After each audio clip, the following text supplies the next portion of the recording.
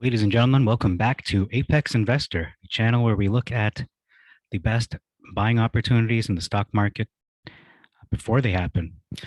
So the big loser today was INMB, a biotech company in America, negative 22% for them. The big winner was KDMN with plus 71% today. Of note, be big. I think this is a stock that has been trending on Wall Street Bets somewhat. They had a volume of over 314 million today. Okay, so moving on to the trending stocks. Okay, welcome back. So today's update is for today, Wednesday, September the 8th. And AMC is at 47.40, GameStop at 198.80. Looking at Metamaterials Day, they had a negative day, not a big drop, but less than 10%. I think about 6%, 6.41%, but they still finished at 511.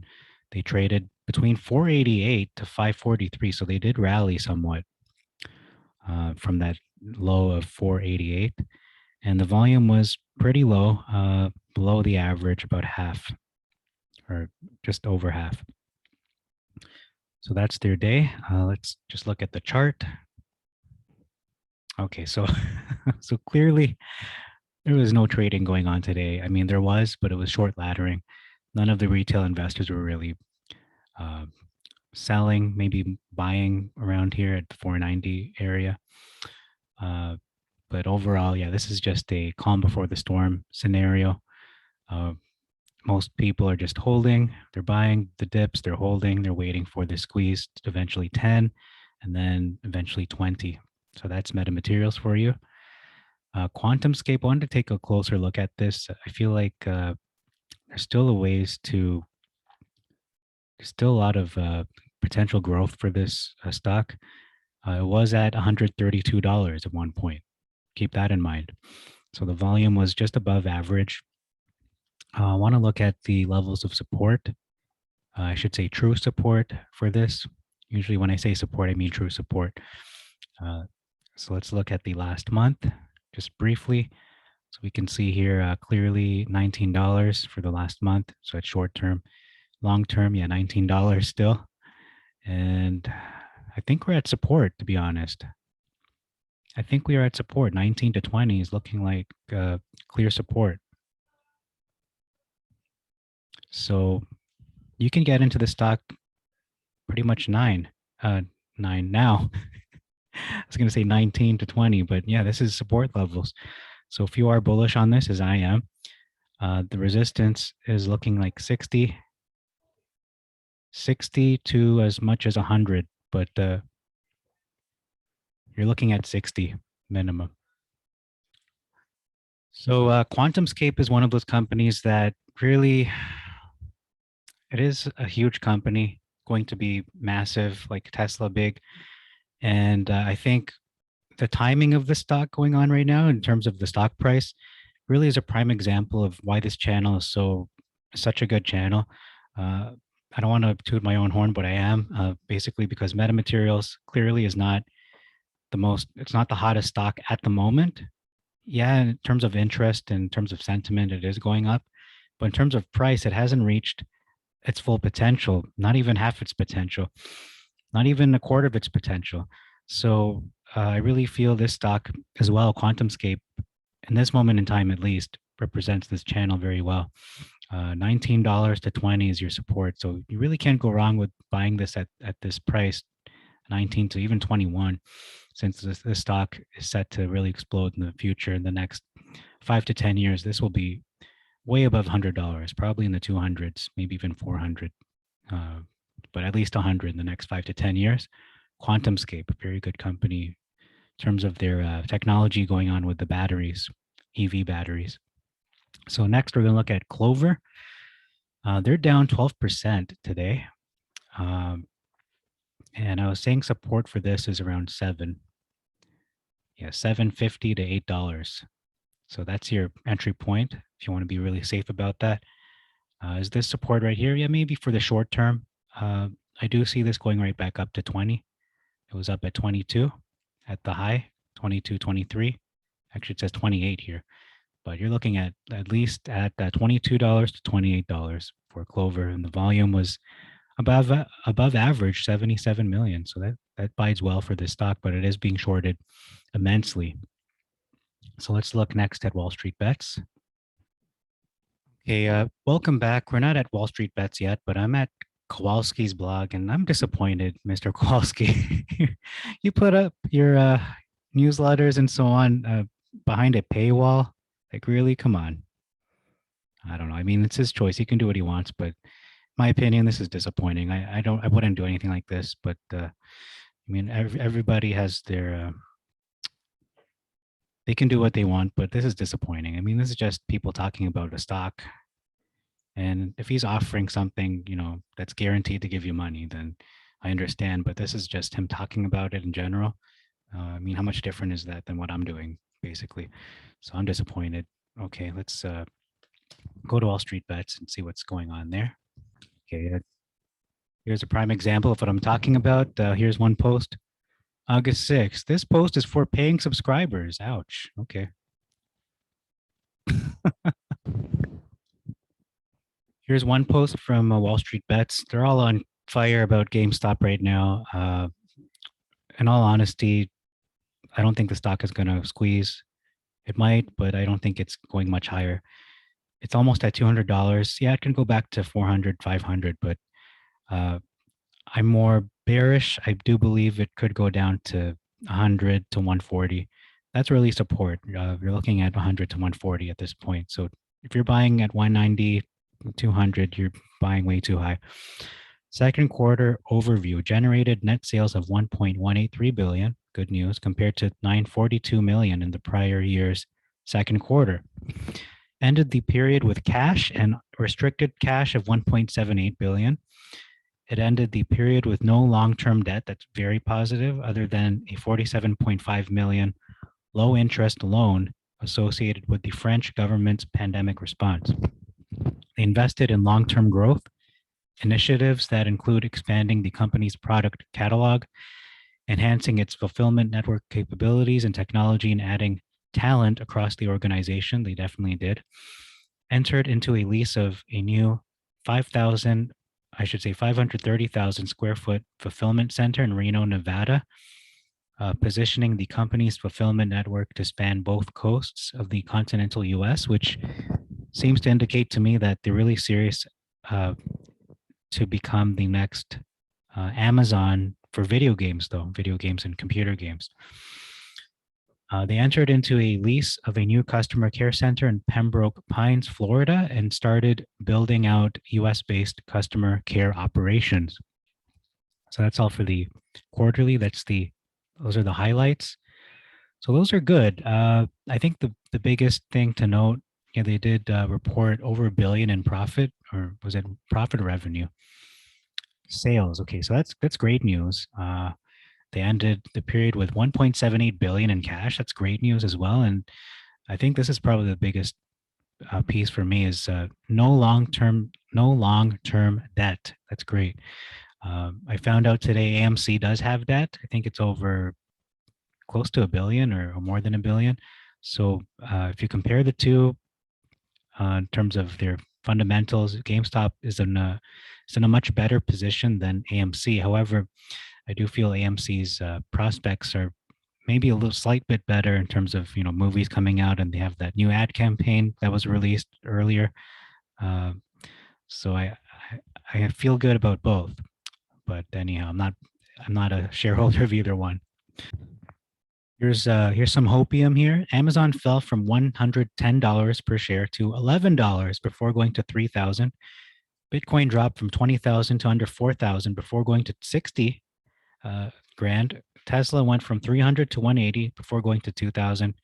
So the trick isn't just picking the right investments or the right stocks, it's holding them. It's patience. Yeah, it's a great point. So metamaterials, went from $22 down to, what was that, 280 before going to where it's going next. Who knows how much that will be, whether it's 40, 50, 100, we'll see. But I think give it some time, 5 to 10 years. Okay, here's the first post from Metamaterials. This is labeled interesting. It says here Anthony Good, retired naval officer and aerospace and defense executive, currently consulting in aerospace defense or defense security and maritime sectors, active volunteer from Halifax, Nova Scotia, uh, followed by George Pelikaras. Interesting. Okay, so he says climate policy should pay more attention to climate economics. It says here, Good, Anthony Good, nanoweb transparent antenna. So he's looks like he's connected to metamaterials.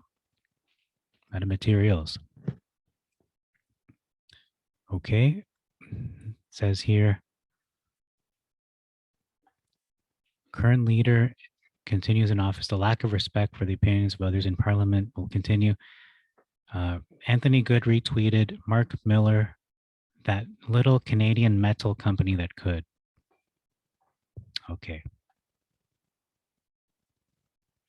Interesting. Okay, so he retweeted a post here that is mocking the mocking that guy from Motley Fool, Kramer, whatever. Okay, next post talking about Ortex data that was updated. Shorts have added to their positions in a big way, and now they have more shares to cover. As utilization increases, so does the possibility of forced share recalls, aka returning shares, aka buying back. So short interest did increase. Let's open this in a new tab. Yeah, he really set them up for a big panic. It's like a panic squeeze. It's going to be. So last short interest was 19. Actually, it says here 14 million. Now it's 19 million. The change is 36%. Estimated short interest 43. As one of the posts yesterday pointed out, the number could be a lot larger. And I wanted to also mention regarding the dividend, George mentioned, or at least we think it's George, he mentioned that the dividend is not going to be distributed in cash. It is going to be by shares, by preferred A shares. And that's exactly what happened. So if you're a hedge fund and you're short on, or you're a short seller on metamaterials and you don't own the stock, the preferred A shares, you're going to be in trouble. You're going to have to cover your positions. So you really set them up for a failure to deliver. It's going to be incredible. So the current is 98. Is that 98%? Wow, utilization is 98%. Oh my goodness, there's nothing left to borrow. What's going on here? This is crazy. Okay, so 98% is utilization according to Ortex. 7 days ago it was 87%. So they didn't double down, but they increased their utilization is increased. So there's a lot less shares out there to buy. And it's a short. Bullish chart. Take a look at this chart in mid-May. The purple line, the SMA 20, crossed the orange line from the south. This is bullish, and the stock also exploded. Look at the lines today. Again, the purple line is about to cross the orange line, plus cross the yellow line. This is super bullish. You can look up other stocks like SPRT, support ANY and B Big. It's one of the stocks that I think tanked today, or it didn't really tank, but had a large amount of volume. It is the same. The purple line crosses the orange line just before it had big rise. Okay, this sounds like Ghostbusters don't cross the streams to me. I'm not an expert, just hobby investor. Neither am I. I'm not a financial advisor or expert. So take what I say with a grain of salt. You do what you do. This is not financial advice, but together with the fact that there are no more shares to short, this is why I am in metamaterials. As I see it, this will rise heavily in the next 2 weeks. I'm going to say the next 2 months, next 6 months till the end of the year and beyond. I don't know what all this means. I like colors and curves. We have to maintain volume. Agreed. We have to keep buying and holding. And it's not just about that. It's about the company growing too. organically and inorganically. They have a lot of verticals that they can take advantage of. I think I figured it out. All I can say is from $5.10 plus, metamaterials is bullish. George is a genius. How did you figure this out? Okay, so this guy's just posting his excitement. Clearly, nothing wrong with that. But please, use some data, use some statistics, not just your emotions. Hello, my Meta family. I only have 150,000 shares to borrow. Oh, hedge funds only have 150K shares left to borrow, so keep holding and buying if you can. Short shares availability. It says here 150,000. I don't know. This might be true, this might be false, but you know what? They've been getting away with things for quite a while, and I think they will continue to. But that is coming to an end. We can see that just in the last month, how things have been turning around in a major way, from $2.80 to where we are now, above $5. Pretty consistently above $4. So if this continues up till April, above $4, this channel will still be here. $20 strike price added. Updated options chain for October. Okay. Where does it say there? Call volume, expiration date. I don't see the price. If you look at October 15, 21 options chain, for Meta, the said market maker, added new strike prices up to $20. This means they are taking factors into consideration such as volume, IV, demand, liquidity, etc., that Meta could move higher in the near future. Okay, I see that now, $20. Wow.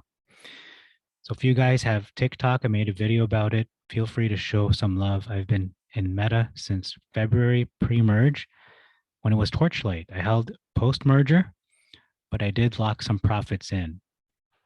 Sitting on 6,000 shares and holding strong. This company has amazing potential for the future. Okay. Yeah, I don't know. I agree with the first comment. It's not that exciting, but I'm going to look at your TikTok and see what you do there. Let's see what happens on this TikTok. Okay. Metamaterials options chain updated. Here we go.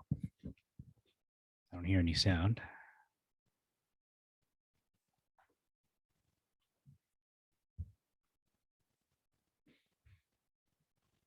Bullish news on metamaterials based off of the options chain. October 15, 2021 expiration dates. The put open interest is 8,300 and the call open interest is 53,000. Here's the options pricing for metamaterials. September 17, 2021. You guys can see the max strike price is $10. Let's take a look at the October 15 options chain. You guys can see that the max strike price is now $20. This means that market makers are taking factors into consideration that metamaterials could potentially move past $10 in the near future. Chart is still looking good, so be sure to hit that follow to stay updated. Bullish news on metamaterials based off of the options chain.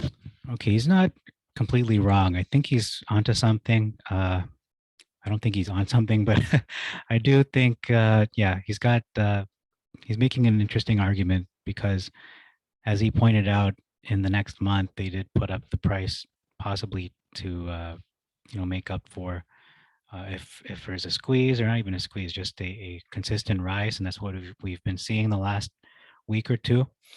So yeah, if it does go up, if Meta does go up to 10 and eventually 20, which I think is not a question of if but when, yeah, it does make sense that the options there would be at $20. So it's interesting nonetheless. I'm not going to put all my faith in that, but it's interesting to consider. We should consider that possibility. Tesla opens a patent on lasers for windshields. Looks like they'll be needing some laser filtering films. Oh, that's wow. I didn't think of that. Upvote for you. Google, it's not Google, George. I call him Google. George tagged Ericsson. Lots of similarities, thoughts. Okay, let's look at that. Nobody has a thought about that, so I'm going to take a look, see if there is a connection. George Palikaras, by 2025, 5G technology will account for an estimated 45% of total mobile data, says Ericsson. Currently, over 7 billion and 1 billion IoT devices around the world are served by mobile broadband networks. 5G and 6G infrastructure is a $2 trillion opportunity. A leading global business publication, Financial Times, has listed Metamaterials as well as George's eponymous company named Metamaterial as one of the 50 ideas that will change the world, from invisibility cloaks to microwaves to satellite antennas and advanced acoustics and super lenses. Metamaterials are expected to dominate IoT material design in the future, with several patents granted. Metamaterial seems to be on an Edison-esque mission. It's Thomas Edison, to revolutionize the smart materials space. NanoWeb, transparent sensors and 5G antennas. They point out something here, completely invisible to the human eye. I think they're talking about the cloaking, invisibility, or the film, I should say, itself. And then here's the Ericsson connection from Ericsson.com, pursuing the invisible 5G site at street level and serving diverse frequency layers. So we read here, communication service providers are challenged on footprint, rent, and OPEX of macro sites. And those challenges are even more present at street level. New street and outdoor small cell solutions from Ericsson can be mounted on existing infrastructure. They are fast to install with a subtle footprint and secure the 5G experience. And it says here, invisible site solutions are ideal to provide mobile broadband coverage and IoT connectivity in public places using today's GSM, I think that's satellites, WCDMA, LTE, and Wi-Fi. They address the complexity and site acquisition challenges that operators face today, enabling them to densify their networks without impacting the streetscape.